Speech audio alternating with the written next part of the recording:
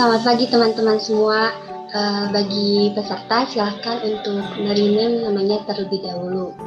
Format namanya peserta, garis bawah, nama, dan asal instansi. Terima kasih.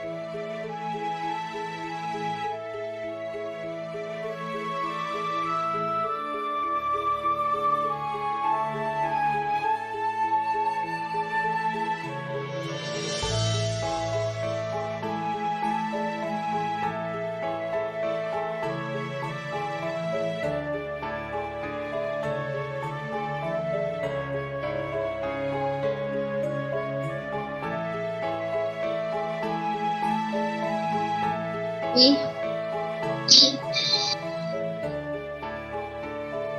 selamat pagi teman-teman.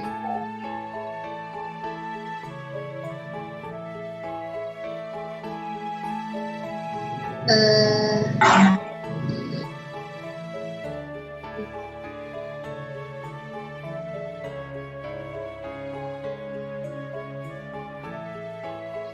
apakah suara saya terdengar? Jelas. Aman-aman teh. Oke, baik. Bismillahirrahmanirrahim.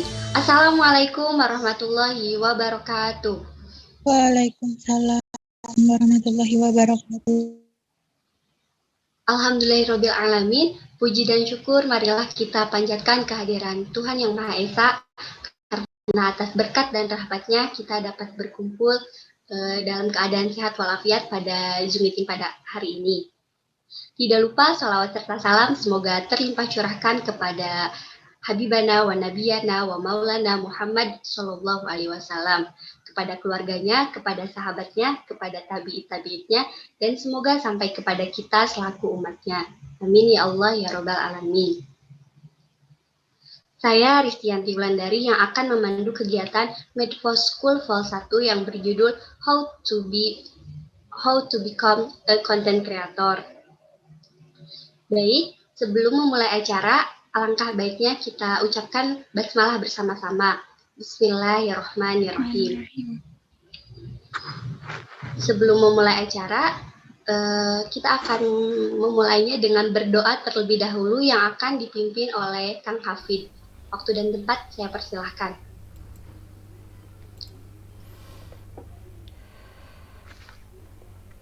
Bismillahirrahmanirrahim. Assalamualaikum warahmatullahi wabarakatuh. Waalaikumsalam warahmatullahi wabarakatuh. Salam sejahtera untuk kita semua.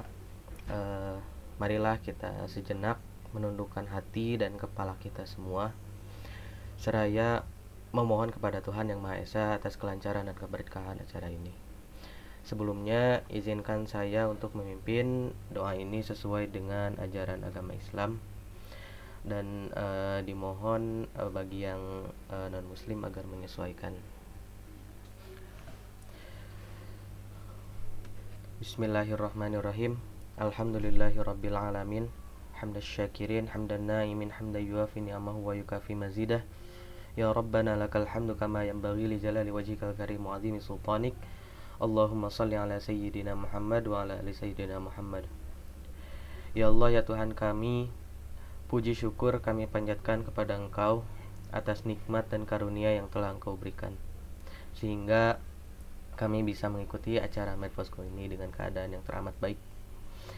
Ya Allah, ya Tuhan kami, berikanlah kelancaran dan keberkahan pada setiap detik waktu kegiatan kami, sehingga kami bisa menyerap setiap ilmu, pengalaman, dan wawasan yang disampaikan dengan baik.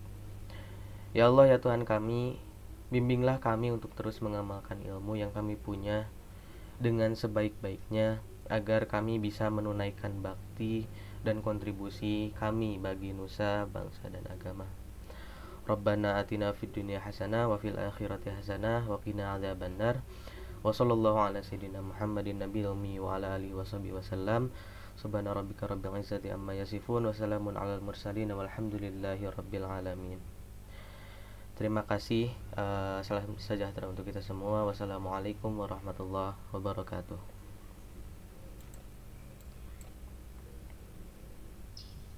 Waalaikumsalam warahmatullahi wabarakatuh. Terima kasih kepada Kang Hafid yang telah memimpin doa pada hari ini. Baiklah, kita lanjutkan ke acara berikutnya, yaitu sambutan dari Ketua Pelaksana, yaitu Kang Fatur. Waktu dan tempat saya persilahkan. Oke, terima kasih kepada Teh Risti. Bismillahirrahmanirrahim. Assalamualaikum warahmatullahi wabarakatuh. Alhamdulillahirabbil alamin wa bihi nasta'inu ala umurid dunya waddin. Wassalatu wassalamu ala asrofil anbiya'i wal mursalin wa ala alihi washabihi ajmain. Amma ba'd. Pertama-tama marilah kita panjatkan puji serta syukur kita kehadirat Allah Subhanahu wa taala yang telah memberikan kita nikmat kesehatan dan nikmat usia hingga kita bisa berkumpul dalam insyaallah acara yang diberkahi oleh Allah Subhanahu wa taala ini dalam acara kegiatan Medposko 2021 ini. Lalu tak lupa salam beserta salam marilah kita sama-sama panjatkan kepada Nabi junjungan kita yakni Habibana wa Nabiyana wa Rasulana Muhammad Sallallahu Alaihi Wasallam.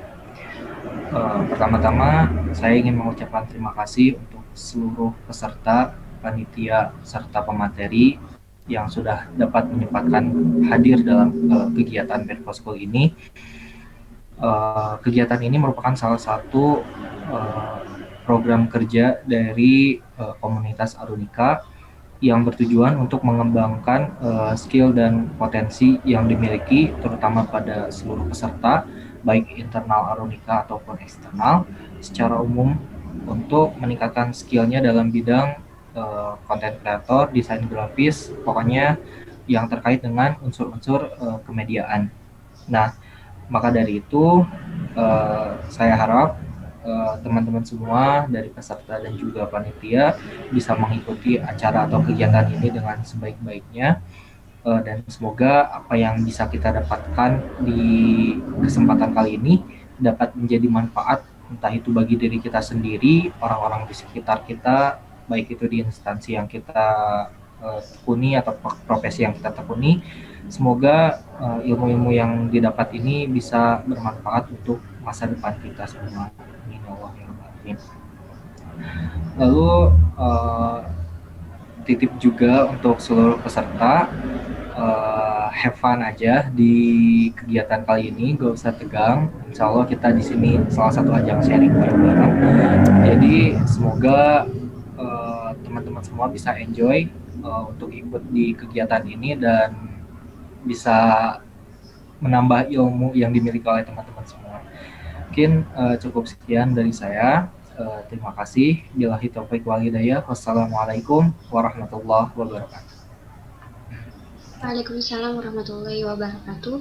Terima kasih kepada Kang Fatur yang telah menyampaikan sambutannya. Baik, marilah kita lanjutkan ke acara berikutnya, yaitu sambutan dari Ketua Arunika kepada Kang Ilham, saya persilahkan. Terima kasih kepada Saudari MC Teh Heristi. Bismillahirrahmanirrahim. Yang saya hormati, pemateri sekaligus mentor Medposko 2021, KM Nugroho Hafifillah. Yang saya hormati, rekan-rekan panitia, penyelenggara, serta pengurus komunitas Arunika, dan yang saya banggakan, rekan-rekan peserta Medposko 2021. Selamat pagi, Assalamualaikum warahmatullahi wabarakatuh. Rabbi syrah li sadri wa yassir li amri, datang lisani yafqahu qawli. Rekan-rekan, seperti yang kita tahu bahwa kehidupan selalu dinamis dan santah untuk hidup diam. Dunia kita hidup saat ini dikenal dengan nama dunia VUCA, yang merupakan akronim dari bahasa Inggris, dari volatility atau volatilitas, uncertainty atau ketidakpastian, complexity atau kompleksitas, dan ambiguity atau ambiguitas. Intinya, dunia VUCA adalah dunia yang kita hidupi sekarang, di mana perubahan sangat cepat, tidak terduga, dan dipengaruhi oleh banyak faktor yang sulit dikontrol, serta kebenaran menjadi realitas yang menjadi sangat subjektif. Perkembangan dunia ke arah VUCA ini tentunya tak lepas dari peran globalisasi di seluruh sektor kehidupan. Globalisasi membuat batasan persaingan kita hari ini bukan hanya teman satu provinsi atau satu bangsa, tapi kita bersaing tanpa sekat dengan satu dunia, sehingga diperlukan semangat yang tinggi untuk menjadi seorang pembelajar sejati dan menjadi generasi muda yang bisa berdaya bagi sekitarnya.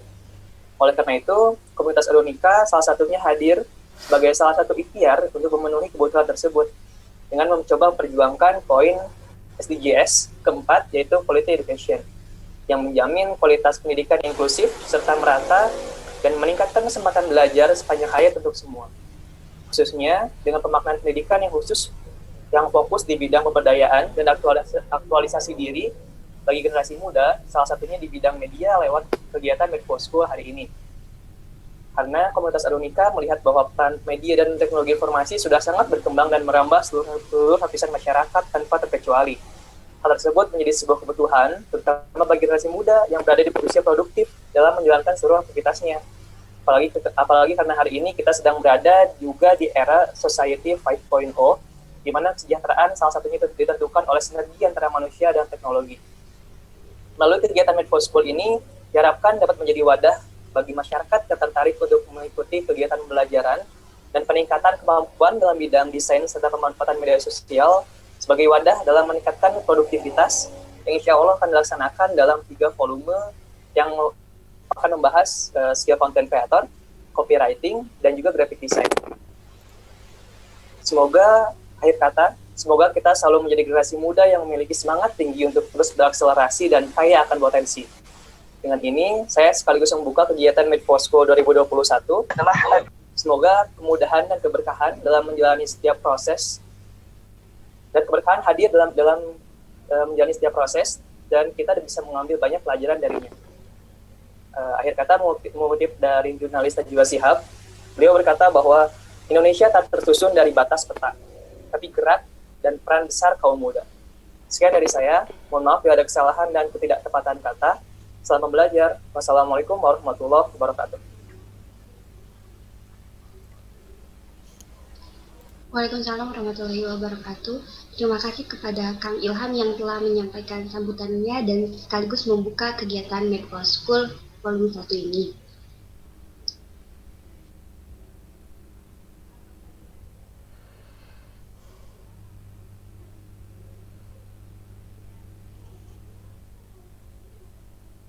Baik, hadirin yang berbahagia, tentunya kita telah sampai di mana hari ini kita akan belajar bersama salah satu konten kreator keren ya menurut saya.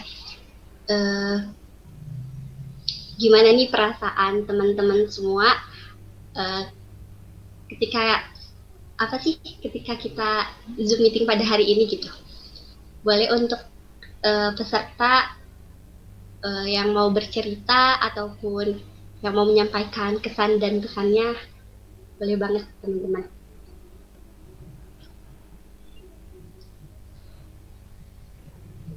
Oh iya nih teman-teman, boleh juga diketik di kolom chat kalian asal dari mana aja gitu. Mulai dari saya ya.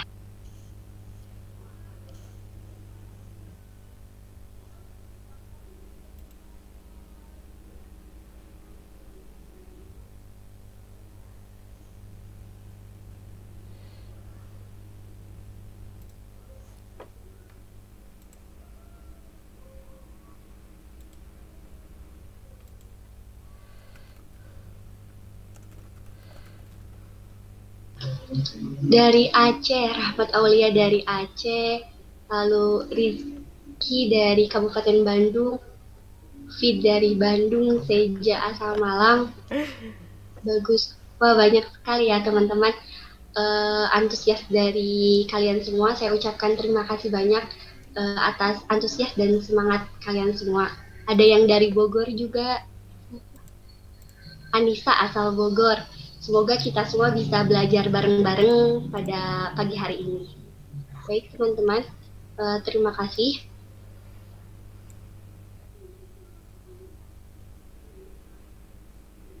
Ya, Pekalongan juga sudah hadir. Baik, karena saya ucapkan selamat datang kepada Kang Iif yang telah bergabung pada hari ini. Oke, halo. Selamat pagi. Ya, pagi Kang. Kepada operator, mungkin boleh share screen CV dari Kang Iif.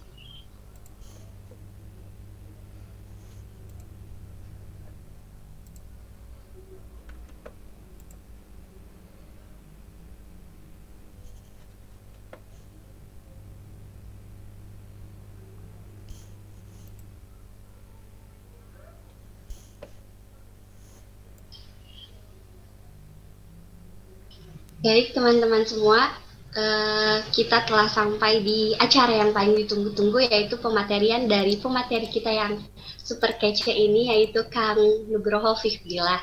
Di sini izinkan saya untuk membacakan CV dari beliau. Nama Muhammad Nugroho Fifdillah, seorang desain grafik entusias. Lalu pendidikan pada tahun 2016 sampai 2020 di Universitas IPB S1 jurusan hasil hutan.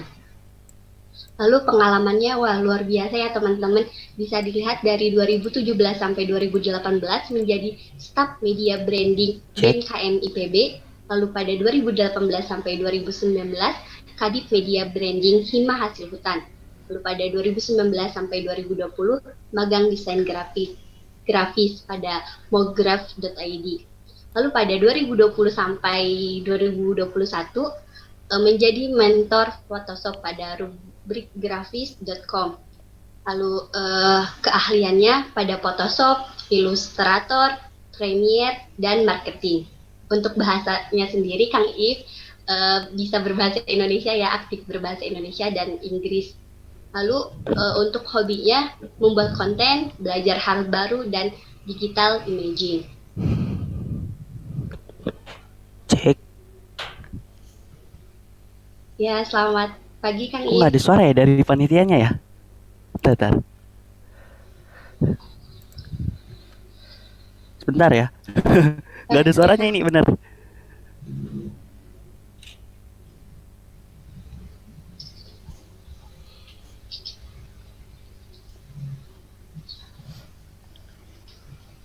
Bagi izin Kang, bagi teman-teman yang belum merename namanya, silahkan untuk merename namanya sesuai dengan ketentuan.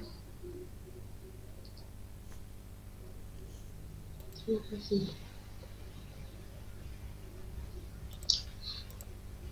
Nah, Kang, untuk teman-teman, boleh dikirim teh link presensi yang awalnya, Teh Salwa. Nanti bisa langsung teman-teman isi untuk presensi awalnya.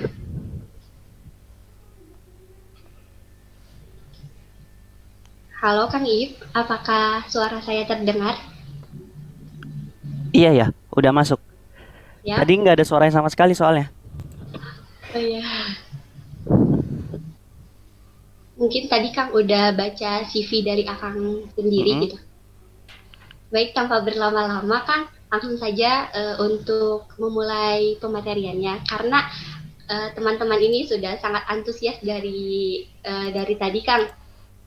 Oh iya. Halo teman-teman semua, selamat pagi. Jadi sebelumnya ini dari mana aja ini kalau boleh tahu?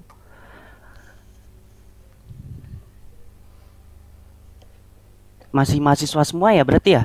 Apa umum campuran ini? Umum sih Kang, ini dari segala kalangan ada. Oh iya, oke. Jadi terima kasih sebelumnya buat panitia yang udah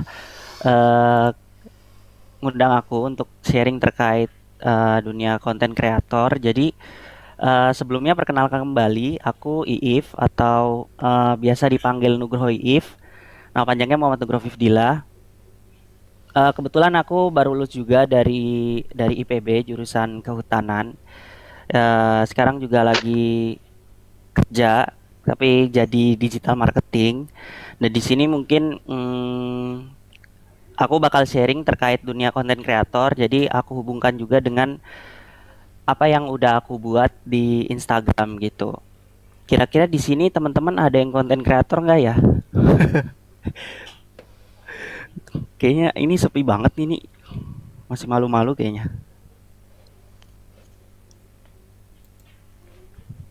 Jadi aku langsung share screen aja nih teman-teman. Mungkin sebelum masuk ke materi, aku mau sedikit cerita. Ini udah PPT-nya udah muncul ya? Ada Kang. Lewat aja gitu slow. Iya udah muncul ya. Jadi sebelum masuk ke materi tentang konten kreator, sebenarnya ini materinya cukup apa ya? Lebih banyak ke berbagi cerita sih gitu. Karena untuk teknisnya sendiri itu nggak terlalu apa ya, nggak terlalu ribet-ribet banget. Jadi Ya, aku jelasin mungkin dari awal dulu ya. Jadi ya sekarang udah era digital, semuanya serba digital. Tentunya eh, semua hal atau skill yang berhubungan dengan digital pasti lagi naik-naiknya nih. Dan aku sempat lihat berita juga kalau kaum milenial sampai tahun 2030 atau 2025 diprediksi itu anak-anak muda ataupun para pekerja itu udah mulai kerja dari rumah gitu. Karena apa ya? Berangkat ke kantor itu bukan suatu hal yang biasa lagi gitu. Jadi lebih banyak kerja di rumah. Nah, kerja di rumah itu tentunya butuh yang namanya skill digital gitu. Apalagi sekarang banyak pengguna sosial media yang cukup aktif di Indonesia sendiri gitu, baik dari Instagram, TikTok ataupun Facebook. Dan teman-teman bisa lihat sendiri di Indonesia ini udah cukup banyak sekali gitu pengguna aktif sosial medianya, hampir 160 juta orang. Ini aja data tahun 2020, belum yang 2021-nya. Nah, itu penetrasinya udah hampir 60%. Jadi masih berpeluang sekali buat teman-teman yang memang ingin terjun ke dunia digital.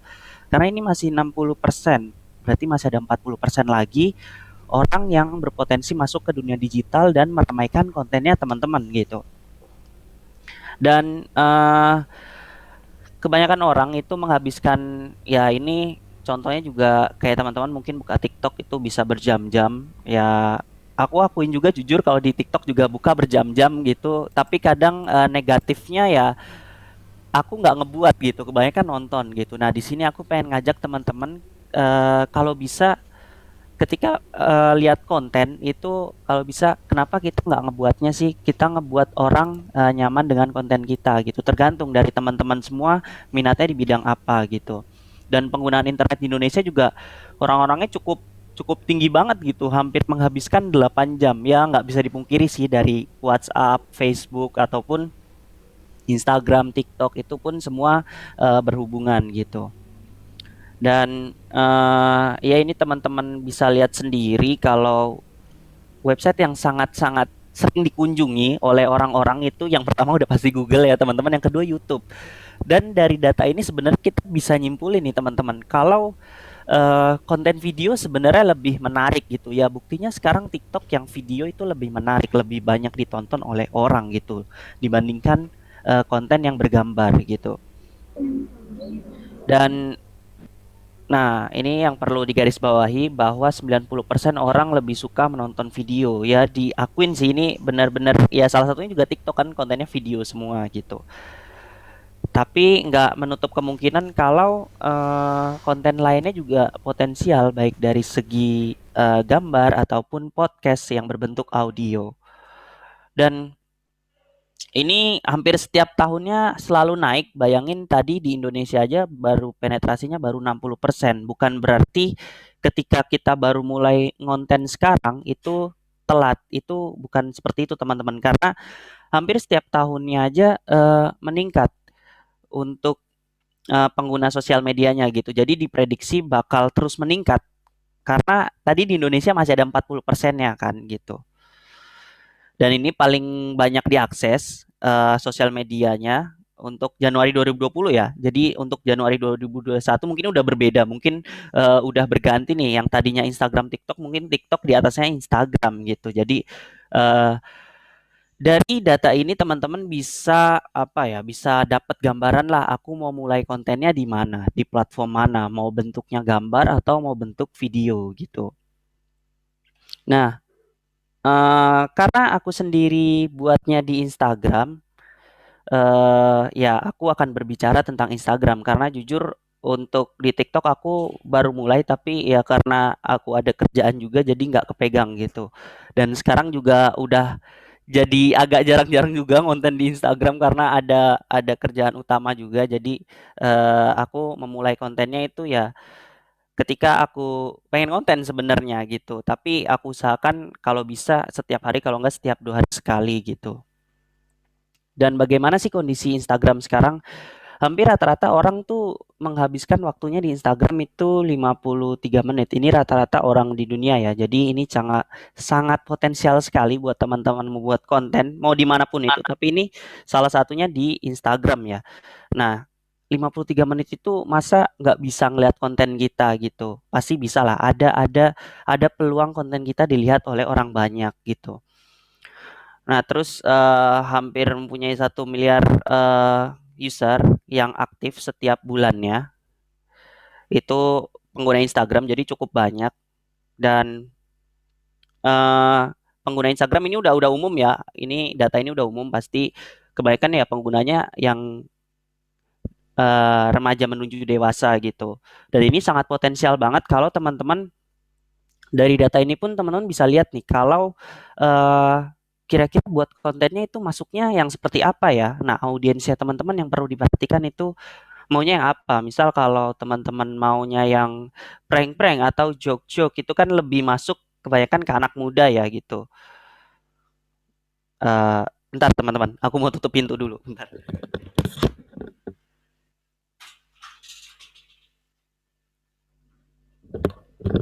Oke, jadi lanjut lagi. Nah, ternyata Indonesia tuh di Juli 2020 ya. Memang sih kalau teman-teman lihat ya, ini yang aku lihat juga kayaknya negara Indonesia tuh memang diuntungkan dari segi audiensnya di sosial media. Kayaknya Indonesia tuh negara penguasa di sosial media. Kalau teman-teman perhatikan gitu. Ketika ada hal apapun pasti netizen Indonesia langsung menyerang gitu ya. Contohnya kayak yang Nick bikin Akidayana kemarin, emang power Indonesia tuh kuat banget gitu di sosial media.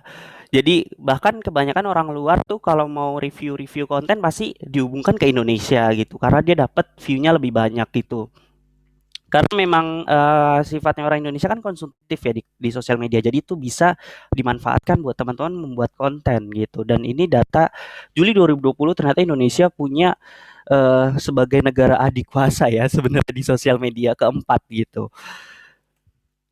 Dan ini belum pasti ya data ini. Mungkin kalau teman-teman suka juga dengan digital marketing, ini bisa jadi salah satu pertimbangan. Dan sekarang sebenarnya lebih banyak ke TikTok sebenarnya. Di Instagram pun masih jalan terus, tapi lebih banyaknya ke TikTok.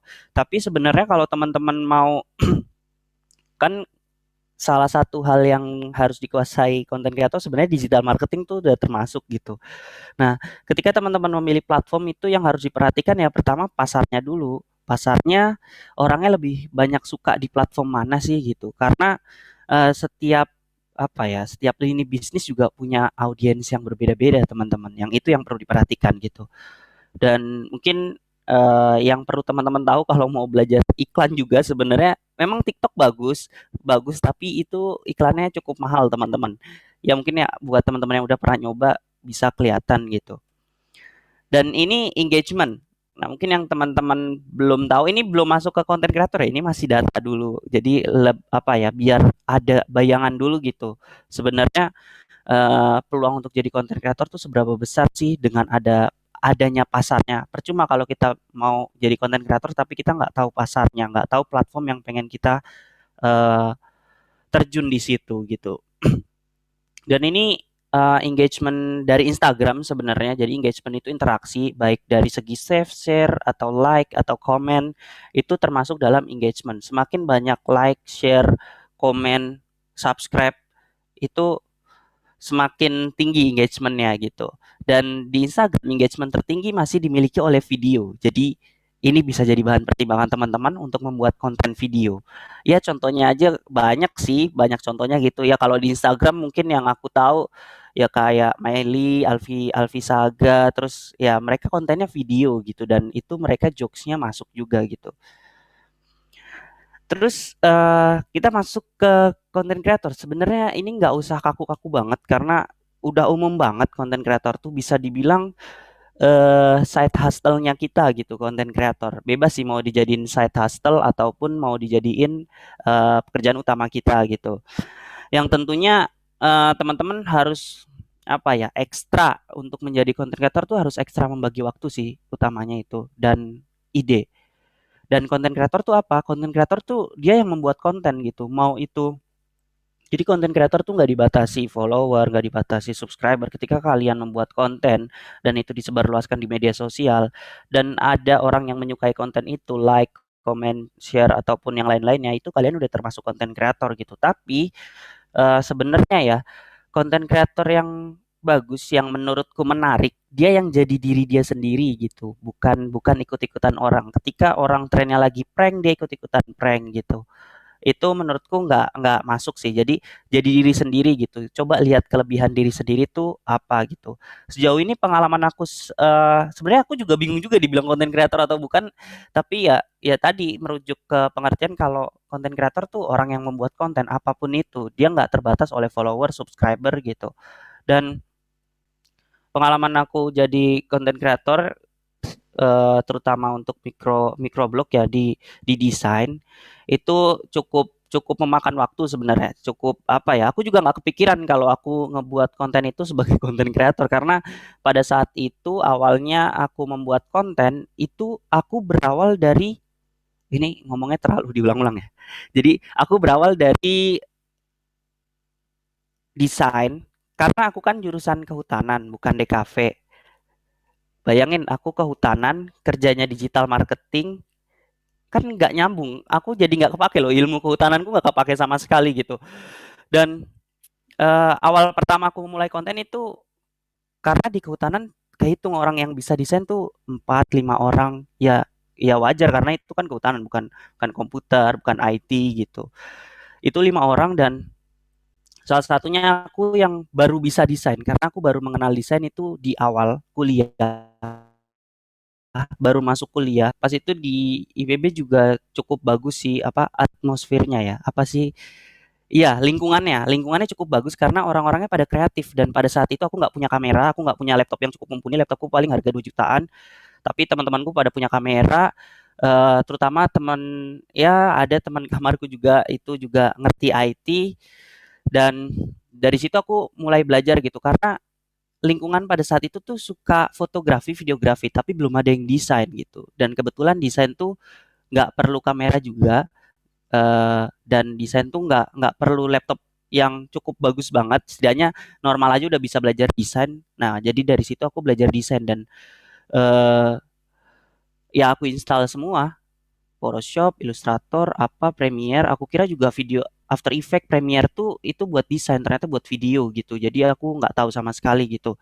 Dan nah, titik ketika aku membuat konten itu pada saat teman di fakultasku atau di departemenku itu nanyain, "Ip, tolong dong ajarin desain, Ip, tolong dong ajarin desain." Dan itu nggak cuma satu 2 orang gitu.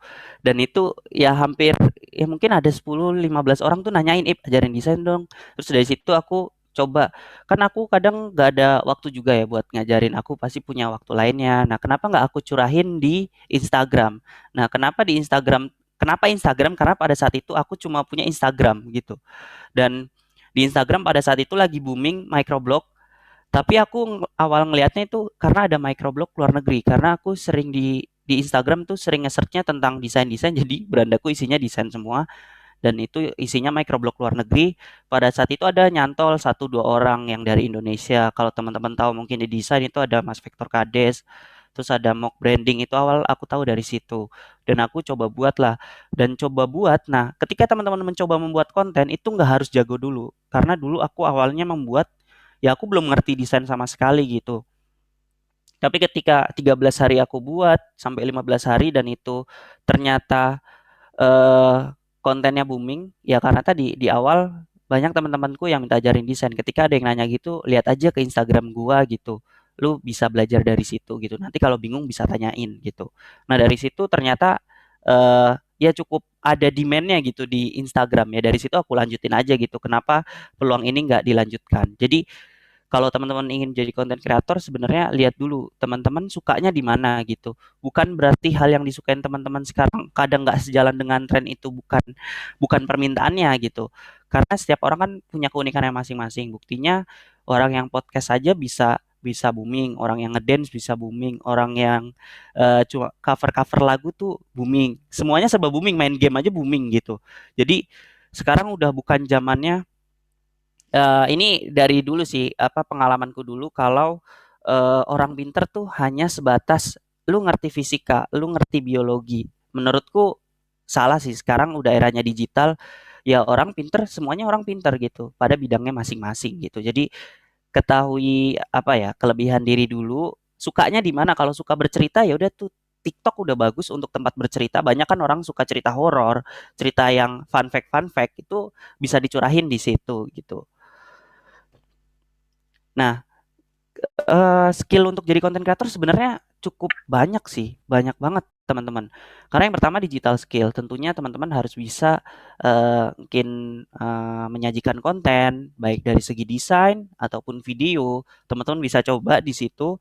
Terserah itu aplikasinya nggak terbatas karena tergantung teman-teman. Apalagi mungkin kalau teman-teman yang belum punya laptop itu bisa coba di HP dulu, PicsArt ataupun apapun itu. Jangan jangan apa ya?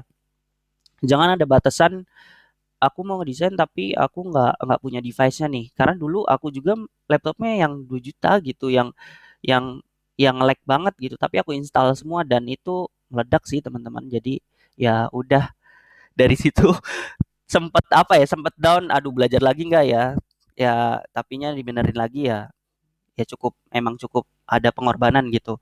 Dan yang kedua tentunya komunikasi. Nah, ini salah satu bentuk komunikasi, teman-teman. Ya, aku sharing ke teman-teman tentunya komunikasi dan bagaimana biar audiens tuh fokusnya ke kita gitu. Dari situ belajar gimana cara bercerita. Intinya storytelling sih karena orang lebih suka diceritakan gitu. Kita mau tidur diceritain. Ya intinya itu storytelling. Yang selanjutnya teman-teman harus punya skill riset gitu. Coba cari kira-kira konten yang bagus tuh apa ya, yang sesuai dengan audiensnya teman-teman. Bisa dimulai dari eh, lingkup kecil dulu, lingkupnya teman-teman dulu. Mau mulainya gimana? Boleh tanya ke teman dekat, lu ngelihat gua, sukaan gua apa sih? Kalau masih bingung ya, belum tahu apa yang disuka. Itu biasanya teman-teman langsung ngasih input gitu. Lu sukanya kayak gini karena gua sering lihat lu suka nyanyi gitu. Nah, kenapa lu nggak bikin konten nyanyi gitu? Nah, seperti itu. Terus yang selanjutnya kreatif. Tentunya di era digital sekarang ini dan konten kreator ini udah pasti dituntut kreatif. Kreatif tuh nggak harus yang berwarna-warna kok. Maksudnya mungkin kalau pandangan teman-teman kreatif tuh orang yang harus bisa seni ya, seninya tinggi. Enggak. Tapi kreatif tuh gimana caranya teman-teman mendapatkan attention dari audiens itu udah kreatif loh. Mungkin lewat joke atau lewat sengaja salah ketika lagi ngejelasin kayak gini itu udah cara yang kreatif gitu. Jadi kreativitas tuh luas banget gitu. Yang selanjutnya itu nulis. Nulis di sini bukan berarti harus membuat cerita sepanjang mungkin kayak novel itu enggak. Tapi nulis untuk menuangkan ide-ide kita gitu. Karena kadang ide tuh lewat begitu aja gitu. Kita ngeh terus nggak ditulis, tiba-tiba sore kita udah lupa lagi gitu. Jadi lebih baik ditulis gitu dan coba bikin apa ya, bikin tulisan tuh berbentuk cerita gitu. Nggak harus ribet-ribet kok. Mungkin satu paragraf aja udah cukup gitu. Nah, selanjutnya time management. Nah, tergantung teman-teman mau mulai content creator sebagai side hustle ataupun pekerjaan utama gitu. Kalau untuk saat ini aku pun bikin konten itu sebagai side hustle. Dulu utama karena aku dulu bikin konten juga selain ke teman-teman aku ada niat lain gitu. Aku ada niat gimana caranya biar bisa makan gitu. Jadi aku coba belajar suatu skill dan aku bagikan gitu ke teman-teman. Dan mungkin dari skill itu teman-teman ada yang mempercayakan ke aku, misal buat poster, buat logo ataupun buat apapun itu kan lumayan dapat cuan dari situ gitu. Jadi time management penting gitu.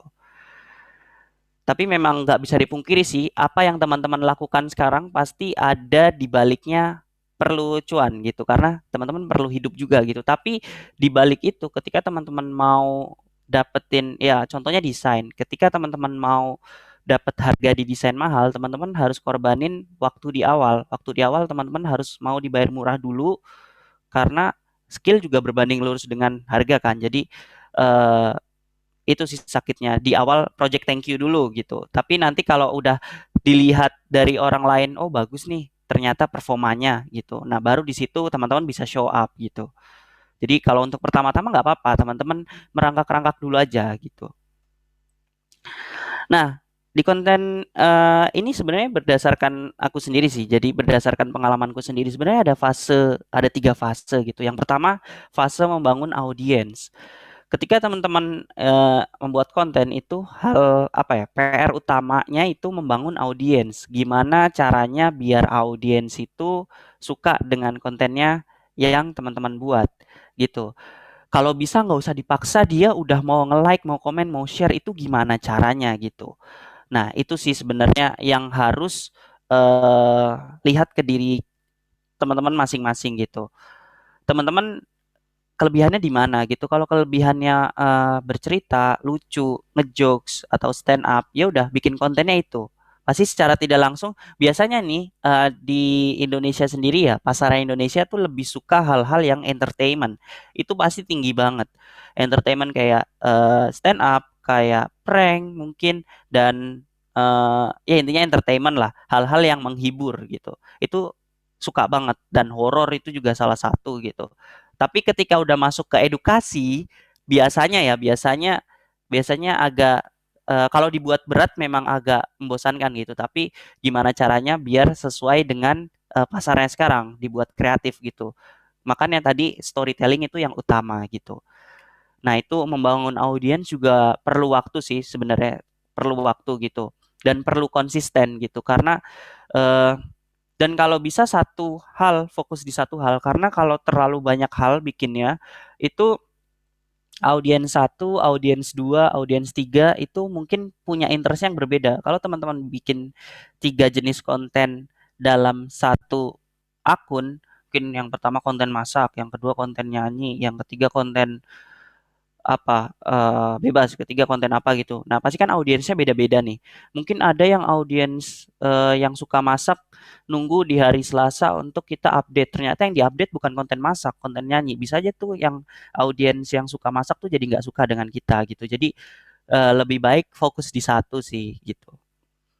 Dan selanjutnya ketika udah membangun audiens, teman-teman bisa monetasi. Monetasi ini bisa berupa teman-teman jadi bicara atau teman-teman jadi sharing atau teman-teman bisa membuka jasa video editor, desain atau teman-teman bisa buka paid promote atau teman-teman bikin YouTube, sediain iklan space itu udah bisa gitu monetasi, udah mulai monetasi. Tapi kebanyakan ya yang aku perhatikan sekarang sih terutama di TikTok itu kebanyakan orang-orang pada mengidap star syndrome juga gitu. Jadi kontennya kadang nggak mendidik tapi kenapa orang suka gitu. Aku juga bingung sih kayak gitu. Terus yang selanjutnya itu perluasan. Nah, perluasan ini caranya gimana? Caranya teman-teman harus bisa menjalin hubungan dengan konten kreator lainnya. Bisa dari yang sejenis mungkin desain to desain atau desain to video editor. Itu jangan malu gitu. Bahkan jangan eh, jangan malu lah intinya untuk menjalin komunikasi dengan mereka gitu. Dan perluasan juga banyak sih dari ini berbagi materi seperti ini gitu ataupun bikin konten bareng orang lain. Banyak sih perluasan tuh bisa kita share ke teman dekat kita masing-masing atau kita mau iklan mau yang bayar boleh gitu. Itu boleh banget gitu. Nah, eh tentunya konten kreator juga butuh yang namanya personal branding. Itu sangat penting banget. Yang dimaksud personal branding di sini sebenarnya diri kalian sendiri gitu. Diri teman-teman sendiri. Bahkan ada yang melihat gue mau subscribe ini orang, tapi gue bodo amat deh dia mau buat konten apa. Gue suka sama dia karena dia cantik gitu. Karena dia ganteng. Ya udah gue subscribe gitu. Kadang personality orang tuh beda-beda gitu. Ada yang mungkin good looking, tapi ya memang berpihak kepada yang good looking sih. Kalau teman-teman lihat gitu di TikTok maupun dimanapun itu berpihak pada yang good looking. Nah, di sini gimana cara teman-teman untuk dapetin attention mereka gitu? Ya dengan kelebihannya teman-teman. Kayak yang tadi aku bilang kalau teman-teman pinter ngejoke itu boleh, stand up itu boleh gitu. Jadi kadang orang pengen ngelihat konten kreator itu nggak cuma dari kontennya aja, tapi biasanya dari cantiknya, dari gantengnya. Nah, mungkin buat teman-teman yang di sini ngerasa cantik ataupun ngerasa ganteng, itu bisa dimanfaatkan loh. Itu sangat-sangat bisa dimanfaatkan teman-teman untuk mendatangkan audiens. Jadi lumayan sih gitu. Dan personal branding memang nggak bisa apa ya, nggak bisa dibikin sekejap gitu. Butuh butuh waktu dan teman-teman butuh effort juga gitu. Dan terserah teman-teman kalau mau buat konten itu show up diri teman-teman atau mau di balik layar itu sebenarnya kebebasan masing-masing gitu. Atau teman-teman mau buat banyak channel yang pertama teman-teman show up, yang selanjutnya teman-teman di balik layar itu boleh juga. Tapi kalau menurutku ya menurutku pribadi lebih baik di show up aja diri kita gitu. Tapi bang gimana dong kalau gue belum pede? Ya kalau belum pede, pedein gitu. Dan gimana caranya biar pede, sering-sering ini sih komunikasi sama orang. Jangan terlalu banyak mungkin di kamar nggak komunikasi sama orang, itu bisa membuat pede kita hilang gitu. Atau nggak teman-teman beli cermin itu bisa itu ngomong aja sendiri gitu. Ngomong sendiri itu juga bisa gitu. Jadi teman-teman sesuaikan lah gitu. Yang terutama pede sih, itu percaya diri. Nah, itu yang sangat-sangat penting banget di konten kreator. Dan ya belajar misal ngerekam sendiri, ngomong sendiri, gimana sih ngelihat diri kita pas lagi ngomong itu sangat-sangat bagus sekali, teman-teman. Nah, sebenarnya ini opsional aja dan langkah membangun personal brand itu yang pertama, visi visi teman-teman tuh apa? Kalau aku, ketika aku dapat visinya juga pas di pertengahan sih, bukan pas di awal gitu. Karena intinya mulai aja dulu, nanti kita bakal dapet di tengah gitu. Nah, visiku kalau di desain itu ya memperkenalkan orang yang baru kenal desain gitu. Nah, itu visiku dan target audiensku lebih ke remaja, ke dewasa gitu. Dan kalau teman-teman bisa itu, kalau teman-teman jago ya, teman-teman hebat time manajemennya, nggak capek-capek, itu teman-teman hadir aja di semua platform ya, di TikTok oke, YouTube oke, Instagram oke gitu. Teman-teman buat semua. Biasanya kalau yang masih muda-muda ambisinya tinggi sih. Gue mau di semua platform gitu. Tapi saranku ya, teman-teman fokus dulu di satu platform, misal terserah mau di TikTok. Kalau TikTok berarti base-nya itu video, teman-teman buat semua kontennya video.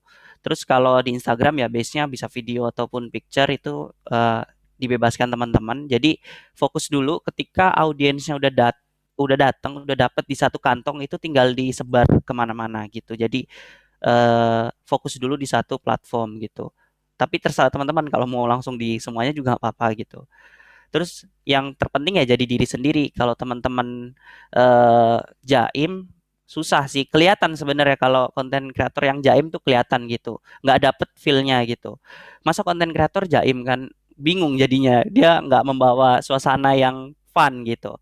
Terus yang selanjutnya konsisten membuat konten. Sebenarnya konsisten di sini bukan berarti harus sehari sekali gitu. Konsisten di sini misal mau dibuat seminggu 2 kali itu boleh gitu. Semuanya disesuaikan dengan kemampuan teman-teman. Kecuali teman-teman mau jadikan konten kreator ini jadi field utamanya. Jadi ya harus setiap hari gitu. Kalau nggak 2 hari sekali itu teman-teman buat. Karena sebenarnya konten kreator tuh gampang gampang redup juga loh. Gampang naik, gampang redup juga gitu. Ya contohnya banyak sih di TikTok, aku nggak perlu sebut gitu. Banyak yang naik, banyak yang redup juga. Ya father of TikTok siapa gitu kan, yang cowok itu kan. Jadi tahulah mungkin teman-teman siapa gitu. Mungkin sekarang udah agak turun juga gitu. Dan jadi di konten kreator ini yang perlu teman-teman perhatikan bagaimana cara nge-treat audiensnya itu dengan sesering mungkin gitu. Itu yang sangat sangat penting sih gitu. Nah, gimana cara membangun personal brand yang kuat? Sebenarnya jawabannya cuma jadi diri sendiri, udah itu sih. Jadi itu yang bikin teman-teman kuat gitu. Jadi jangan fokus ke kelemahannya teman-teman, fokus di apa yang menjadi nilai plusnya teman-teman gitu. Ini kalau dari pendapatku ya, jadi fokus ke kekuatan kita gitu. Kalau kita misal kita belajar IT, ternyata kita cepat ngertinya di IT, ya udah terusin aja di situ, dikuatin di situ. Mungkin seketika berjalannya waktu itu bisa membuka peluang-peluang yang lainnya. Mungkin kayak kita bikin brand sendiri ataupun kita buka jasa ataupun yang lain-lainnya. Itu harus dicoba dulu sih, karena eh, kalau kita nggak coba, kita nggak tahu ke depannya itu seperti apa, rasanya tuh seperti apa gitu. Gitu teman-teman. Dan kebanyakan orang itu lebih suka, nah ini 86% tuh lebih suka otentik, original gitu. Makanya kalau dikaitkan ke diri kita sendiri ya jadi diri sendiri gitu. Jangan ikut-ikut orang lain gitu. Dan ternyata bagi brand-brand besar, makanya ada yang namanya endorse, ada yang namanya paid promote. Itu 79% brand itu mengatakan konten tuh sangat penting gitu. Konten marketing tuh sangat penting dibandingkan ads ya. Memang kalau ads itu langsung tertuju, langsung ke orangnya langsung hadir di orang yang sesuai dengan minatnya gitu. Itu kalau S. Tapi kalau konten itu dari konten kreatornya itu sendiri, karena kalau dalam bisnis nih ya, kalau dalam bisnis yang perlu teman-teman tahu, lebih baik kita ngasih produk kita ke ke konten kreator yang memang sejalan dengan produk kita, atau kita mendingan nyari pasar sendiri. Kalau menurutku ya, lebih baik kita kasih aja produknya ke orang itu, biar dia yang nge-treat audiensnya dan suka sama produk kita gitu, daripada kita capek-capek bahkan yang ads itu belum tentu menghasilkan lead. Jadi mendingan kita kasih orang yang key-nya di komunitas itulah, bisa dibilang komunitas, bisa dibilang audiens, orang yang berpengaruh di komunitas itu, kita taruh brandnya di sana, biarkan dia yang bekerja gitu lewat konten-kontennya dia gitu. Nah, itu lebih lebih engage ke audiensnya mereka, daripada kita memaksakan buat konten kita sendiri terus maksain orang lain untuk melihat konten kita. Itu susah gitu, apalagi kalau kita baru atau brand baru kita buat gitu. Dan kebanyakan audiens tuh suka hal-hal yang dikaitkan dengan isu sosial, isu lingkungan, itu sangat tinggi juga gitu. Itu sih teman-teman. Mungkin sampai sini ada pertanyaan atau aku lanjut dulu? Mungkin aku lanjut dulu aja ya. Jadi yang perlu teman-teman tahu, di dunia content creator juga ada, ini sangat sangat dipakai banget di dunia content creator, design thinking. Mungkin yang teman-teman suka desain sering dengar, sebenarnya design thinking itu nggak hanya di dunia desain, tapi dia ada di semua lini bisnis, semua sektor. Karena design thinking itu sebenarnya kenapa ada 6 ini, kayak aku nggak perlu satu-satu jelasin, karena sebenarnya design thinking itu dari awal kita ngide, kita nge-sketch di bentuk tulisan, habis itu kita coba tes konten kita ke audiens, terus kita lihat reaksi audiens kita bagus enggaknya. Dari situ kita evaluasi, kita create lagi konten baru, bikin ide lagi, buat lagi, tes lagi, kira-kira konten apa yang bagus gitu. Jadi design thinking sebenarnya dari awal brainstorming sampai dengan tes, sampai dengan ngebuat, sampai dites, brainstorming lagi, balik lagi, seperti itu teman-teman. Itu namanya design thinking gitu. Dan itu diperlukan banget di dunia konten kreator, karena ya untuk mengevaluasi gitu. Mengevaluasi konten mana sih yang bikin orang menarik. Oh, ternyata konten yang kalau aku nggak ngomong tapi aku pakai musik A itu bisa jadi FYP misal. Itu bisa jadi gitu. Nah, itu masuk ke design thinking juga gitu. Nah, kalau tipe konten Instagram mungkin aku nggak usah jelasin banyak, karena ya tentunya ada image, single image, ada carousel, ada IGTV, yang baru itu ada guideline ya. Nah, itu. Terus ya ini rasionya mungkin nggak usah terlalu dijabarin. Nah, sebenarnya ketika teman-teman buat konten, ini awal aku membuat konten tuh yang pertama tentunya cari ide dulu. Cari idenya gimana sih? Cari ide sebenarnya gampang-gampang sulit sih. Kadang kita lagi naik motor ngelamun dapat ide gitu, itu kan ya nggak jelas gitu. Ide tuh kadang datang tiba-tiba gitu. Tapi ide tuh bisa muncul kalau teman-teman lakuin kebiasaan yang memunculkan ide. Gimana ya? Kadang orang nongkrong tuh bisa dapat ide loh dari situ gitu. Jadi jangan jangan berpikiran negatif juga sama ketika kita nongkrong-nongkrong bareng gitu. Karena ide tuh banyak banget gitu. Dan setelah dapat ide, segera tulis ide itu, lalu mulai rencanain nih kontennya. Ya rencanain mau dibuatnya kapan, mau dipostingnya kapan, mau dibuat. Biasanya kan kalau ngeplan konten tuh pakai Trello, teman-teman, itu bisa coba gitu. Tapi aku nggak pakai itu sih. Aku lebih suka ditulis gitu. Jadi lebih lebih enak dibuat tulisan gitu. Terus habis itu ya buat kontennya bebas mau pakai apa, disesuaikan dengan keahliannya teman-teman. Kalau sukanya nulis ya udah, berarti pakai Word, Word aja ya, Excel lagi. Pakai Word itu tinggal bikin cerita di situ, itu bisa gitu. Atau teman-teman suka buat konten di PPT ya nggak apa-apa, itu PPT bisa buat desain juga. Terus yang selanjutnya ya di publikasi gitu. Nah, publikasi ini sebenarnya proses kita mendapatkan ini sih, audiens kita tuh ngerti kalau kita sebenarnya lagi attract mereka dengan konten yang kita buat gitu. Nanti ada, entar deh. Nah, ini salah satu konten yang pernah aku buat.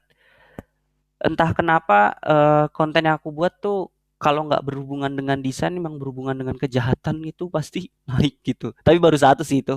Dan itu pada saat itu ya ini dari sini kita bisa lihat insight-nya ternyata audiens kita suka ya dengan yang konten yang seperti ini gitu. Dan ternyata konten seperti ini itu hal yang sering dialami audiens kita, tapi dia bingung mencari masalahnya di mana gitu. Nah, makanya kenapa dapat save-nya tinggi, dapat like-nya tinggi, dapat share-nya tinggi, itu karena hal yang mereka alami belum terpecahkan, terus bingung ketika ngelihat satu konten, oh ini nih yang mecahin masalah gua gitu. Nah, jadi kayak gitu. Jadi buat konten yang sesuai dengan demand-nya. Nah, ketika teman-teman lihat di Insight itu ada banyak banget sih, ada impression, ada reach. Nah, impression itu apa? Impression tuh ketika kita lihat konten di beranda, kita ngelihat ada konten mereka, tapi kita nggak klik. Nah, ketika kita klik, masuknya udah ke reach gitu. Nah, seperti itu teman-teman. Nah, ini, jadi kalau teman-teman buat, skill yang teman-teman punya, hubungkan dengan yang dibutuhkan audiens gitu. Itu sangat masuk sekali gitu. Misal, eh aduh gue bingung nih buat gue punya file PDF tapi gue bingung jadiin Word-nya gimana ya. Nah, itu bisa jadi konten mungkin di TikTok. Jadi cara convert PDF tuh ke Word itu pakai apa, pakai situs apa, itu bisa gitu. Jadi dari hal-hal kecil itu aja udah bisa jadi konten teman-teman. Nah, yang perlu digarisbawahi lagi, konten harus lebih menarik daripada desain karena desain itu hanya pelengkap aja gitu. Jadi konten tetap yang utama, gimana cara dapetin attention audience dari konten kita. Desain yang cuma putih aja ada kok gitu. Cuma tulisan aja ada yang sampai dapet like-nya banyak, follower-nya banyak. Itu asalkan dari kontennya memang menarik gitu. Biasanya hal-hal yang berbau-bau baper-baperan itu cepet, kayak kata-kata mutiara, kata-kata motivasi, kata-kata baper-baper itu cepet sih naiknya gitu. Nah, terus ketika kita membuat konten tentunya bakal ada kesalahan-kesalahan yang kita lakuin. Itu nggak bakal bisa dipungkiri sih. Kesalahan itu bisa jadi ketika kita buat konten ternyata nggak sesuai nih sama orang-orang yang udah biasa buat konten itu. Ah, nggak begini, salah lu. Lu harus coba riset lagi. Nah, itu jadi pentingnya ketika kita membuat konten ya coba dicek lagi bener nggak sih informasi yang bakal kita share gitu. Tapi ketika masuk dunia content creator juga udah siap dihujat gitu, udah siap, pokoknya udah siap lah kalau gue bakal dihujat kata-kata apa itu udah pasti gitu. Bahkan aku juga pernah gitu sama anak di kafe sendiri sebenarnya. Saya sampai dibilang kenapa lu lulusan kehutanan tapi lu belajar desain sih, sok ngerti lu gitu. Ada pernah konten apa yang komen kayak gitu. Tapi ya udah biarin aja gitu. Jadi pasti itu udah pasti ada datang hujatan gitu. Jadi nggak usah dipikirin, tetap jadi diri sendiri aja gitu. Nah, karena aku buatnya microblog ya, jadi aku lebih apa ya, lebih nyontohinnya ke microblog. Dan kalau teman-teman buat microblog itu tentunya teman-teman harus tahu hierarkinya. Hierarki itu sebenarnya ya prosesnya ya, alurnya gitu. Biar alurnya lebih enak dilihat, itu lebih enak di kiri apa kanan. Tentunya yang kiri tuh bingung kan, semua semua apa judulnya tuh sama-sama bold gitu. Mendingan hierarkinya dirubah. Mungkin yang judulnya lebih tipis dan subjudulnya itu lebih bold, terus habis itu dikasih warna itu lebih menarik gitu dibandingkan yang kiri kita nggak tahu informasinya gitu. Nah, kontrasnya juga perlu. Ini nggak usah dijelasin lagi. Intinya kalau backgroundnya gelap ya kita isinya terang gitu. Kalau backgroundnya terang, isinya gelap gitu. Nah, margin juga perlu, margin jadi jangan sampai terpotong, itu udah hal yang lumrah. Terus ada relevansi dari isi dengan gambar yang dimasukkan itu juga harus sesuai gitu. Terus jangan sampai font terlalu kecil. Nah, batasannya gimana sih biar font nggak terlalu kecil? Sebenarnya masing-masing sih. Jadi bisa disesuaikan sama tempatnya juga gitu. Jadi dari kita ya harus ngeliat juga kira-kira fontnya terlalu kecil atau enggak gitu, atau bisa tanya ke teman-teman sekitar gitu. Terus alignment, rata-rata ketika orang orang buat rata kanan sebenarnya yang bagusnya tuh rata kiri teman-teman, karena kita membaca dari kiri ke kanan, bukan dari kanan ke kiri gitu. Jadi usahakan kalau buat paragraf itu tetap rata kiri, pokoknya mengarah ke kiri, jangan sampai ngarah ke kanan. Kalau ngarah ke kanan tuh bacanya agak sulit sebenarnya di rata kanan tuh, gitu. Jadi karena kita pada dasarnya yang lihat bacaan kan dari kiri ke kanan gitu, bukan kanan ke kiri. Mungkin ini bakal udah mau ini ya. Oh, udah terakhir sih ini. Jadi buat teman-teman yang memang ingin jadi konten kreator tentunya harus jadi kreatif. Kreatif tuh nggak harus yang nyeni banget, tapi kreatif tuh gimana cara kita kerja cerdas aja gitu. Jadi jangan kerja keras terus tapi nggak cerdas gitu. Jadi harus kerja cerdas. Kerja cerdasnya seperti apa? Nah itu dari teman-teman masing-masing bagusnya seperti apa gitu. Misal cara mendapatkan uang 100.000. Nah itu kan banyak jalannya. Mau jualan yang profitnya 2.000 per produk atau mau jualan yang profitnya langsung 50.000 per produk. Nah itu bisa jalannya masing-masing gitu. Jadi kreatifnya teman-teman ditentukan dengan dirinya teman masing-masing gitu. Kelebihannya ada di mana? Nah mungkin itu aja sih kalau dari aku gitu. Aku kembaliin ke Mbak Risti. Baik, terima kasih Kang Ip atas pematerian yang sangat luar biasa ya teman-teman semua. Super keren banget. Terus sekarang kita masuk ke sesi tanya jawab mungkin ya Kang. Iya Silakan boleh. bagi teman-teman yang ingin bertanya, boleh dihidupkan videonya lalu dinyalakan mikrofonnya atau boleh ditulis di kolom komentar, di kolom chat.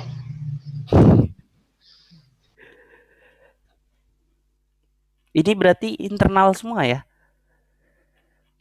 Enggak deh, ada yang Enggak Kang, ini kebanyakan dari luar Kang. oh iya ada yang masih SMA juga ya. Iya Kang. Mungkin bagi teman-teman yang ingin bertanya dipersilahkan. Mumpung kita lagi sama Kang Ip gitu.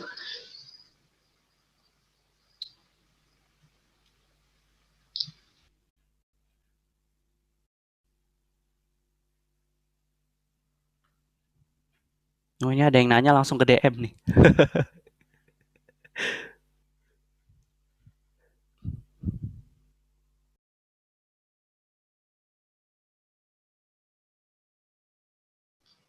Oh iya Kang, ini ada yang mau nanya dari panitia terlebih dahulu. Silakan kepada Kang Fatur. Gimana nih Kang? Halo, tes. Oke. Ini sih Kang, kalau misalkan dari saya sendiri, kan udah pernah nyobain sih jadi bikin kayak konten kayak gitu. Cuman emang reach-nya tuh susah. Jadi kayak konten saya tuh emang apa ya, kurang terlalu banyak diminati sama orang banyak, sama halayak banyak. Cuman emang karena saya kompetennya di situ, eh, saya bisa apa ya, jadi istilahnya itu kayak profesional di bidang itu. Cuman emang gak banyak orang yang tahu tentang bidang itu, sama eh, ya kurang familiar dan kurang disukai juga. Nah kalau misalkan untuk ide konten lebih baik mengikuti pasar. Jadi misalkan kita apa ya, ngelihat konsumennya tuh lebih suka apa sih, terus yang harus kita buat, atau mending kita fokus konsisten aja di bidang kita Kak. Makasih Kak. Oke, makasih Mas Fatur. Coding ya? Kontennya coding ya? Eh, enggak, bukan. Soalnya kalau coding gimana ya, agak berat juga sih. Jadi kalau menurutku ya kita boleh ngikutin pasar sesekali, tapi konsisten kita tuh kan nggak semua audiens ngerti konten kita ya. Mungkin audiens mengenal kita lewat konten-konten permukaan aja. Nah, kalau menurutku buat konten yang masih di permukaan aja dulu. Kalau yang udah dibuat di recreate ulang aja gitu. Dan dari situ biasanya ini sih apa ya? salah satunya coding ya.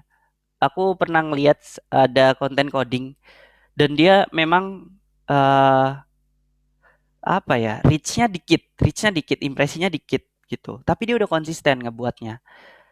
Tapi dari situ aku ngeliat eh karena kalau dia ngejelasinnya tuh terlalu mendetail, mendetail. Jadi nggak semua orang tuh mungkin langsung ngerti gitu. Nah, kalau menurutku dari situ buat konten-konten permukaan aja dulu. Mungkin kalau yang mendetail itu bisa buka kelas. Itu lebih profit menurutku ya. Jadi yang permukaan-permukaan aja dulu gitu. Nah, dari situ pasti orang banyak yang datang. Terutama hal yang mereka sering apa ya? Kayak aku misal aku desain, ada orang gimana caranya sering ngalamin ini, warnanya tuh kadang beda kalau di laptop sama di HP. Nah, aku buat konten itu. Jadi hal-hal yang sering mereka alami tapi kadang bingung mereka jawab. Nah, jadi dari situ kalau menurutku ya. Terus semua tergantung sih, tergantung dari konten yang kita buat. Kalau aku pengennya kontenku fokus ke orang-orang umum, bukan ke profesional gitu. Kalau kontennya ke profesional, ya kita harus aktif juga di komunitasnya mereka gitu. Kita share ke materi ke mereka gitu. Kalau menurutku itu ya jawabanku. Aku nggak tahu sih Mas Fatur ini kontennya apa. Apa coding gitu, aku juga kurang tahu gitu. Kalau coding memang agak berat, jadi memang butuh effort. Apalagi video juga butuh effort loh. Video, apalagi yang mau motion, motion grafis itu juga butuh effort. Jadi memang sesekali boleh sih ikutin pasar gitu, tapi tetap jangan terlalu dalam materinya karena orang-orang kan pengen butuhnya instan biasanya. Butuhnya instan dan mereka pengen butuh cepet. Itu sih yang harus disesuaikan gitu. Kalau dari aku gitu.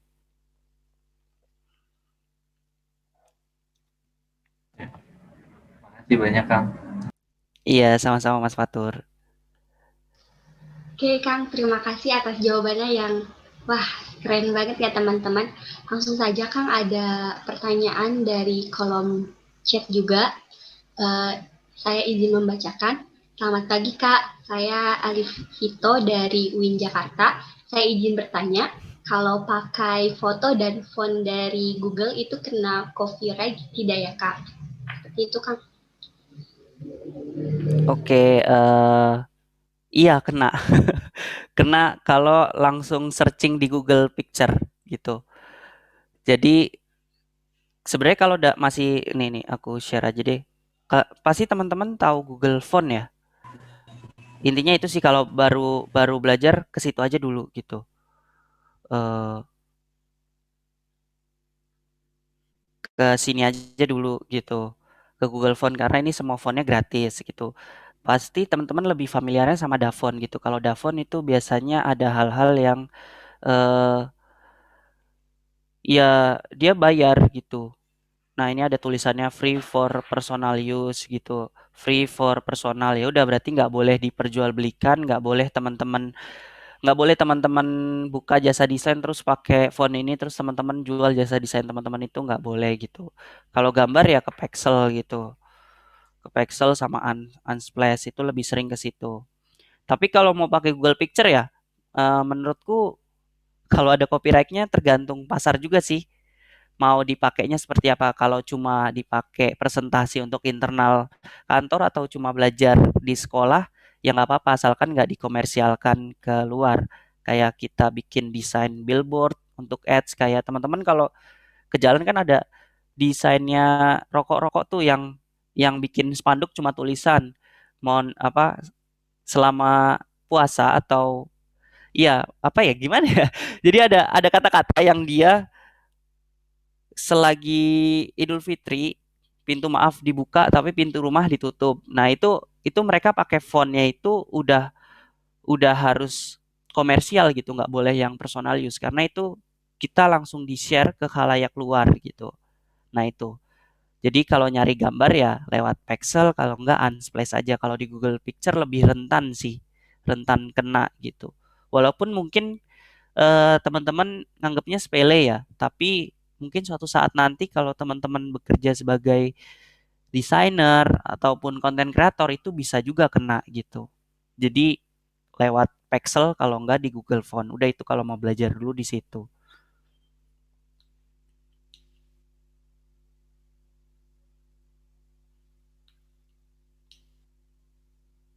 Oke, terima kasih Kang atas jawabannya. Bagaimana? Siapa tadi yang bertanya?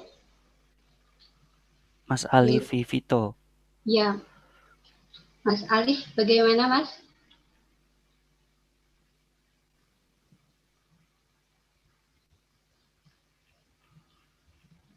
Mungkin sudah cukup ya Kang untuk jawabannya. Terima kasih banyak.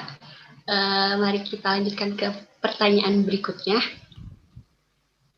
Perkenalkan, saya Seiza dari Universitas Muhammadiyah Malang. Saya sering kebingungan untuk pemilihan warna dan font yang baik ketika membuat microblog dan thumbnail. Kira-kira ada tips Kak? Seperti itu Kak. Ada, eh ntar aku kasih lihat. Untuk cara pemilihan warna dan font itu harus disesuaikan pasarnya sih. Contoh kayak, bentar aku buka. Ada PPT-nya, lupa lagi di mana. Nggak, aku langsung kasih lihat di Pinterest saja. Poster ads. Tar aku share screen. Nah, ini aku share screen nih.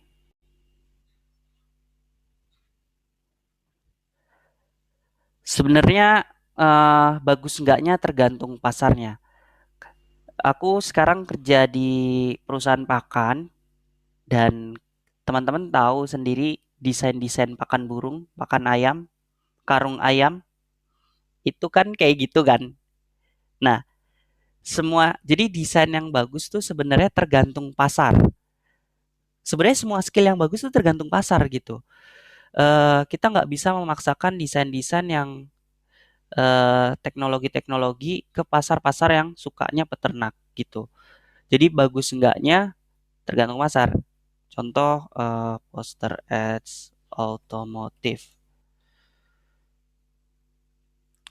Contohnya bukan begini nih. Ada yang Honda gitu. Teman-teman bisa bisa apa ya? Lihat di. Nah, contoh ini deh, Nike deh. Nih just don't just do it gitu. Nah, ini poster-poster olahraga gitu. Mereka pakai fontsnya yang clean gitu dan lebih tebel. Memang pasar mereka seperti itu gitu. Dan jadi semuanya harus disesuaikan sih sesuai pasarnya gitu. Kalau poster-poster film gimana sih? Dia lebih banyak warna-warna. Nah, itu poster-poster film gitu. Jadi menurutku pemilihan warna yang bagus sering-sering lihat desain aja. Kalau aku ngambil warna yang bagus biasanya nih misal ini ya. Ini menurutku bagus. Ya udah aku ambil warna dari sini. Kalau menurutku warnanya bagus ya. Jadi aku cuma ambil warnanya dari sini. Udah, terus aku lihat yang lain gitu. Nah, ini ada poster bagus juga nih. Jadi semuanya tuh disesuaikan pasar sih sebenarnya. Bagus enggaknya gitu. Itu. Kalau pasarnya minuman-minuman biasa dia bentuk-bentuknya ya kayak gini gitu. Warna-warnanya yang kayak gini, kelihatan semua kan teman-teman. Di warna-warna alam. Terus kalau otomotif tuh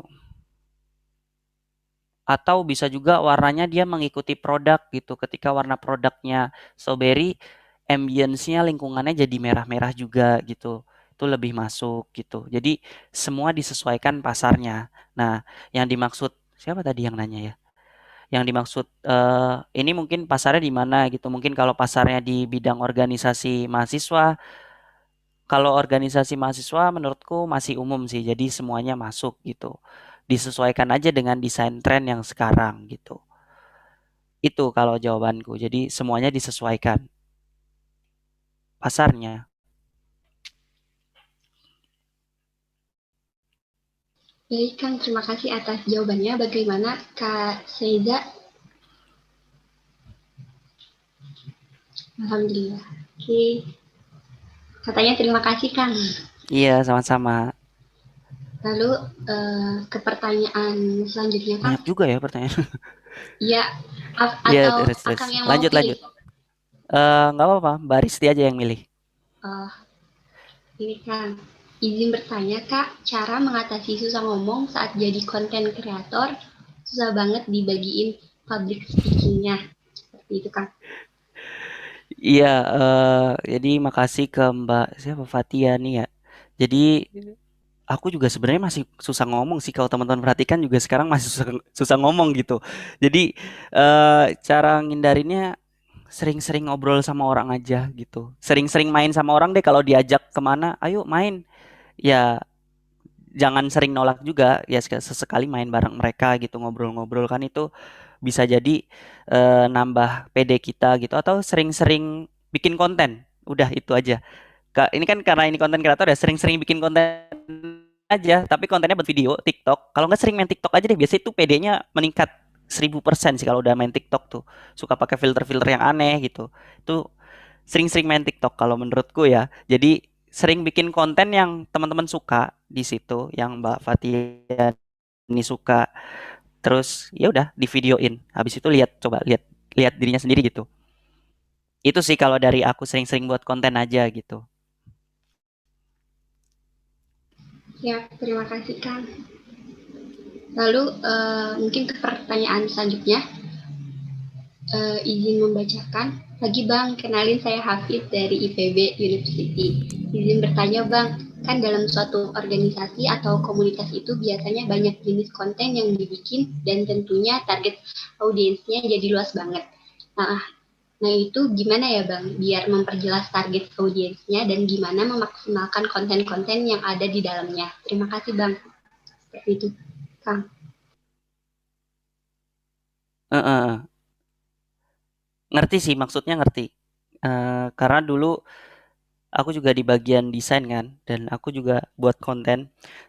Tapi ya gimana lagi ya, kalau komunitas atau organisasi dalam satu lembaga pendidikan ya tugasnya kan hanya menginformasikan ya. Kita juga susah dan target pasarnya cuma dia gitu. Target pasarnya cuma departemen kita ataupun fakultas kita kalau nggak mahasiswa di eh, kita aja gitu atau mungkin di UI, di IPB, ITB ataupun yang lainnya itu hanya itu aja gitu. Nah, aku juga kadang bingung sih kalau konten untuk di kemahasiswaan tuh seperti apa. Kalau menurutku disesuaikan dengan ini kalau masuknya fakultas ya. Karena aku di kehutanan. Jadi menurutku bisa ketariknya ya edukasi terkait kehutanan tapi dibikin games gitu. Tapi kalau udah masuk ke ranah mahasiswa semua fakultas itu juga agak bingung juga. Sebenarnya aku juga agak bingung itu karena dapetin konten yang menarik mereka semua tuh gimana caranya. Jadi eh, masih megang fungsinya organisasi hanya menyampaikan informasi kemahasiswaan aja gitu. Boleh sih kalau mau dibuat kreatif, mau dibuat podcast itu bisa gitu. Atau mau dibuat IGTV-nya diaktifin bisa. Kalau menurutku mungkin ya lebih diperbanyak video. Kalau menurutku ya, kalau udah masuk lingkupnya se sekampus. Jadi video sih lebih dibuat video mungkin podcast ataupun ya IGTV edukasi gitu. Itu lebih menarik dibandingkan hanya desain-desain postingan aja gitu. Itu sih. Kadang juga bingung juga sih kalau udah menariknya karena mahasiswa apa ya audiens kita cuma ya udah mahasiswa di kampus kita itu aja gitu. Dan belum tentu mahasiswa di kampus kita itu suka dengan organisasi kita gitu atau DPM atau BEM. Kan nggak semua orang suka kadang kan gitu. Itu sih kalau menurutku. Kang, terima kasih atas jawabannya. Bagaimana Kang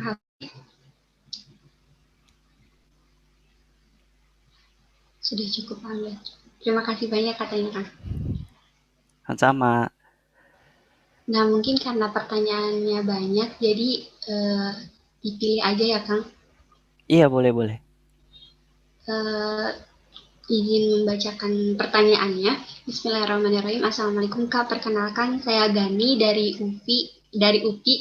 Izin bertanya, Sebelumnya saya pernah membuat sebuah konten untuk Instagram UKM. Namun terkadang dalam membuat konten tersebut saya kesulitan untuk menemukan bahan gambar dalam membuat konten. Adakah saran dari kakak terkait website untuk mencari inspirasi gambar dan Iya, kalau aku cuma Unsplash sama Pexel. Udah situ. Sisanya nggak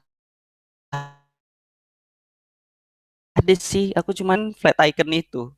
Walaupun sebenarnya ya kadang-kadang ini sih ada hal yang memang kita nggak bisa pungkiri gitu.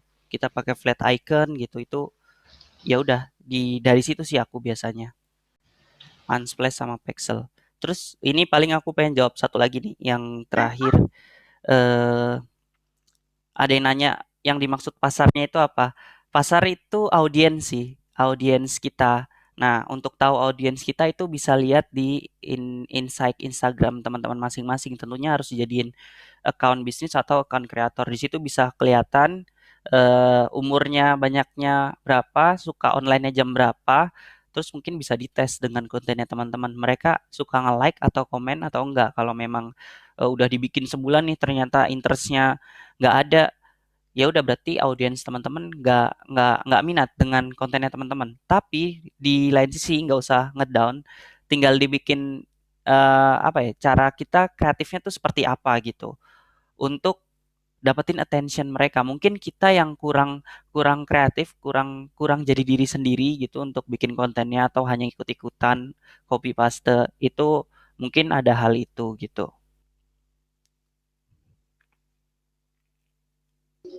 Oke, terima kasih Kang atas jawabannya.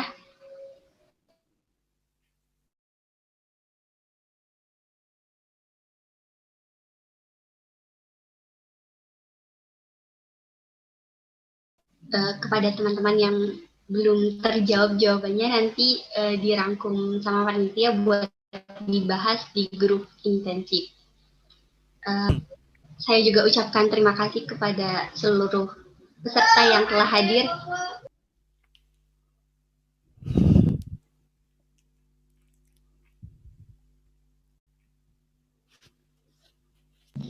Ya, saya ucapkan terima kasih kepada seluruh peserta, lalu kepada Kang If juga yang telah menyempatkan waktu untuk hadir pada hari ini. Baik, langsung saja kita lanjutkan ke acara selanjutnya.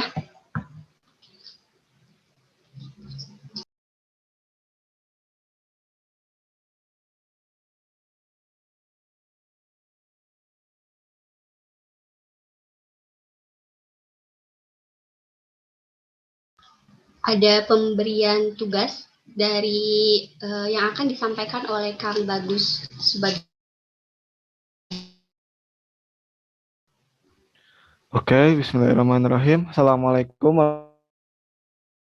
warahmatullahi wabarakatuh. Waalaikumsalam warahmatullahi wabarakatuh. Apa kabar ya teman-teman? Semoga kita semua dalam keadaan sehat walafiat.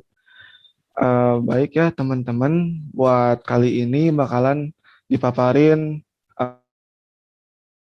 sesi buat peserta Medposkul. Lah kok ada tugas sih Kak buat pesertanya?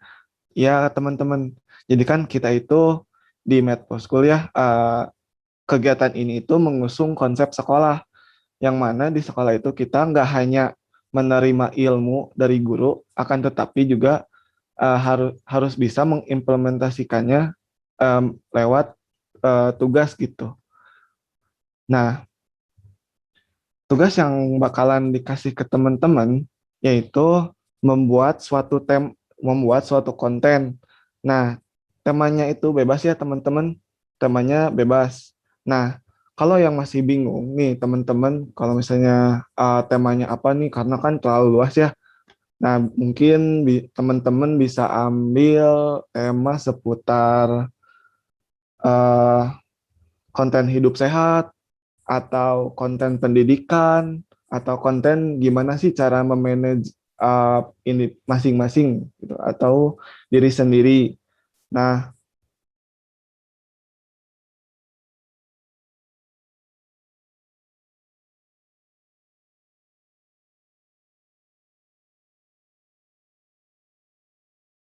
kemudian di kontennya gitu.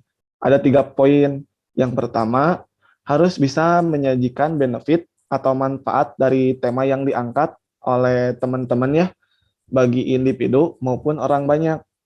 Nah, yang kedua, mengajak masyarakat untuk mengenal pentingnya tema yang diangkat oleh teman-teman nih.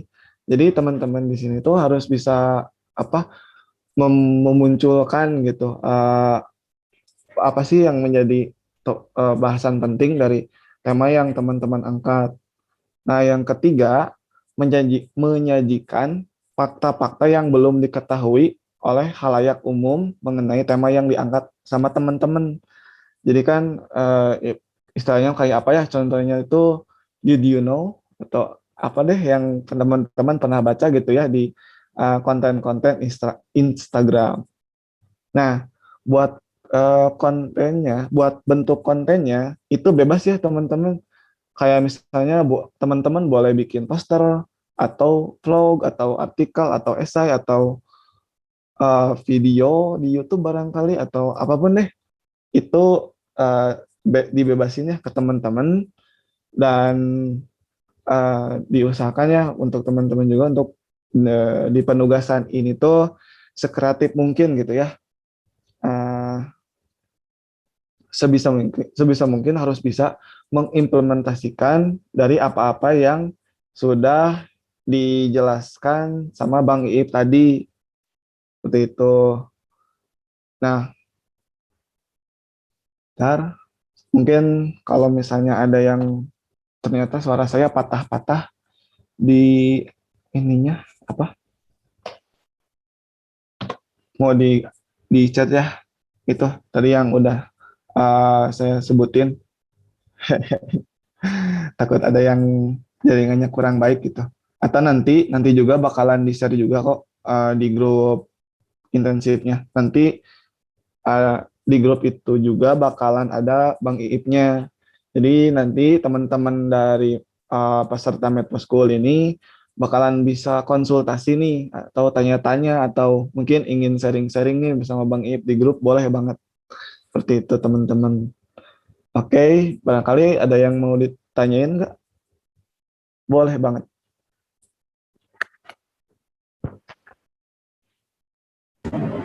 Kang izin bertanya, kalau misalkan untuk deadline, nah ini nih, Oh iya, deadline. pengumpulannya kapan ya Kang? Oke, untuk deadline-nya hari Jumat ya. Karena hari Sabtu tuh ya sebisa mungkin Jumat tuh harus beres semua gitu.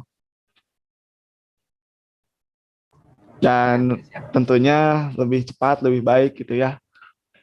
Oke. Terus apakah ada lagi pertanyaannya? Untuk hasilnya nanti bakalan dikirim ke Google Drive. Jadi kan ini tuh kita bentuk tugasnya bikin konten ya.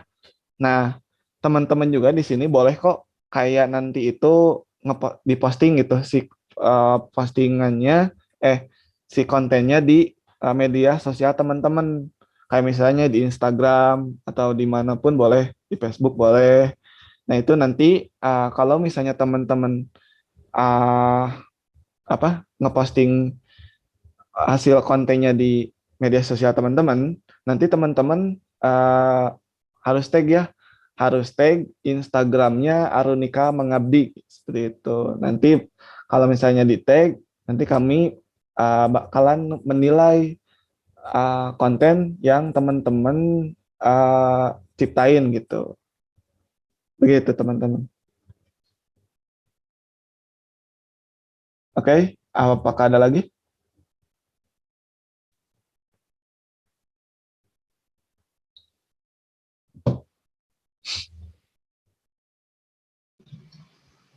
Mungkin belum ada pertanyaan, Kang.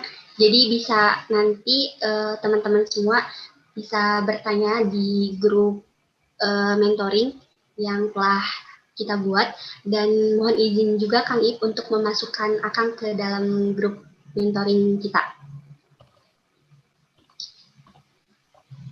Oke. Mungkin kalau misalnya nggak ada lagi cukup ya. Kembali lagi ke Teh Risti. Enggak? Nah, terima kasih Kang Bagus Subagja atas pemaparannya. Mari kita lanjutkan ke acara berikutnya, yaitu sesi dokumentasi. Bagi Akang Teteh dan Akang Teteh semuanya dipersilahkan untuk on cam.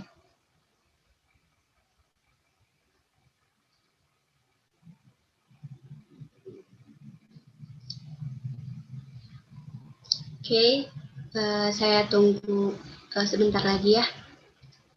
Silahkan yang mau on cam, kita foto bareng sama Kang Iip nih.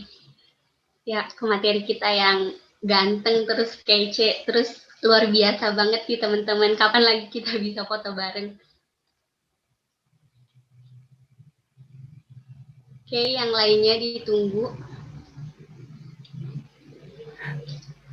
Untuk operator, yap. Ya.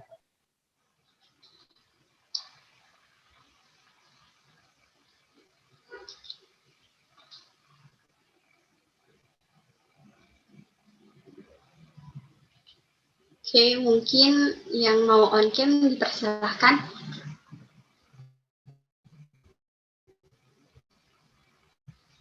Baik ya, langsung saja Kang. Oke. Silahkan. Dihitung ya. 1, 2, 3. Sip. Sekali lagi. 1, 2, 3. Oke. Oke, terima kasih banyak semuanya. Alhamdulillahirrabbilalamin, kita telah sampai pada penghujung acara. Alhamdulillah acara ini berjalan dengan lancar dan tentunya teman-teman semua sangat antusias sampai-sampai tadi pertanyaannya masih ada beberapa yang belum terjawab oleh Kang Iip. Saya ucapkan terima kasih banyak kepada Kang Iip yang telah menyempatkan waktu dan bisa bergabung bersama kita semua pada kegiatan hari ini. Dan tidak lupa saya ucapkan juga terima kasih banyak kepada seluruh peserta yang telah antusias dan semangat sekali pada kegiatan hari ini. Dan tidak lupa saya ucapkan terima kasih juga kepada seluruh panitia yang telah bekerja keras untuk terlaksananya kegiatan pada hari ini. Bagi teman-teman semua, silahkan untuk mengisi presensi akhir yang akan dikirimkan oleh Teh Salwa di kolom chat.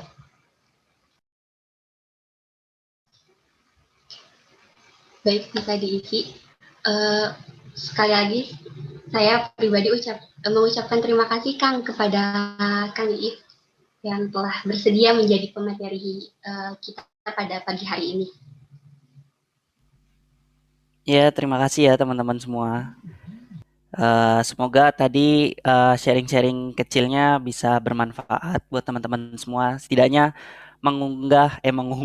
upload dong, menggugah teman-teman untuk dapat membuat konten yang bisa jadi diri sendiri gitu. Setidaknya bisa berdampak dengan orang lain dan mungkin kedepannya bisa berdampak positif juga buat teman-teman gitu. Jadi ya, semoga bermanfaat, sehat selalu, dan sampai bertemu di grup WA.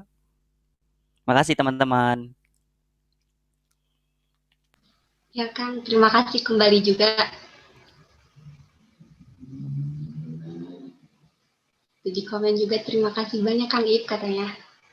Oke, baiklah untuk menutup acara ini, marilah kita ucapkan hamdalah bersama-sama. Alhamdulillahirrahmanirrahim. Mohon maaf apabila banyak kekurangan dari saya dan wabillahi taufiq wal hidayah. Wassalamualaikum warahmatullahi wabarakatuh. Oke, waalaikumsalam warahmatullahi wabarakatuh. Izin live ya. Ya, makasih Kang Iip. Terima kasih Kang Iip. Iya.